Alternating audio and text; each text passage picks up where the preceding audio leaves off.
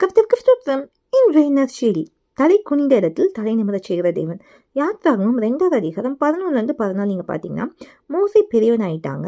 இப்போ எகிப்தியன் என்ன பண்ணுறான்னா, அவங்க சகோதரர்கள் ஒரு எபிரேயனை அடிக்கிறாங்க. இதை பார்த்தோன்னே மோசே என்ன பண்ணுறாங்கன்னா, எகிப்தியனை வெட்டி மணல்லே புதைத்து போட்டாங்க.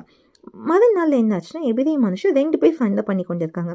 அப்பொழுது மோசே என்ன சொல்கிறாங்கன்னா, அநியாயம் சேரனை பார்த்து, நீ உன் தோழனை ஏன் அடிக்கிற அப்படின்ட்டு. உடனே அவன் சொல்கிறான், எங்கள் மேலே உன்னை அதிகாரியாகவும் நியாயாதிபதியாகவும் யார் ஏற்படுத்தினா? நீ எகிப்தினை கொன்று போட்டது போல் என்னையும் கொன்று போட்டு நினைக்கிறேன்னு ஒரு காரியம் கேட்குறாங்க. நீங்கள் நல்லா யோசிச்சு பாருங்க. அநியாயம் பண்ணுறவ என்ன கேட்குறான், எங்கள் மேலே உங்களுக்கு அதிகாரியாகவும் நியாயாதிபதியாகவும் வைத்தறியாது. ஆனால் கர்த்தர் என்ன பண்ணார், இந்த மோசேவை தான் தலைவனாகவும் மீட்பனாகவும் அனுப்புனார். இது எங்கே பார்க்கலான்னா, அப்போஸ்தலர் 7:35 பாருங்க. உன்னை அதிகாரியாகவும் நியாயாதிபதியாகவும் ஏற்படுத்தினவன் யார் என்று சொல்லி அவர்கள் மறுதலித்திருந்த இந்த மோசேதானே தேவன் முச்செடியில் அவனுக்கு தரிசனமான தூதனாலே தலைவனாகவும் மீட்பனாகவும் அனுப்பினார். எந்த இடத்துல மோசேவா கேள்வி கேட்டாங்களோ அந்த இடத்துல கர்த்தர் மோசே என்ன பண்ணாங்க, தலைவனாகவும் மீட்பனாகவும் அனுப்பினார். இன்னைக்கு உங்களுக்கு சொல்லப்படுற நற்செய்தின்னா, நம்ம கர்த்தருடைய பிள்ளைங்க கர்த்தருக்கு பயந்து ஒவ்வொரு காரியங்களையும் செய்யும் போது நம்மளை இன்னைக்கு அவமானப்படுத்துற மாதிரி இருக்கும்.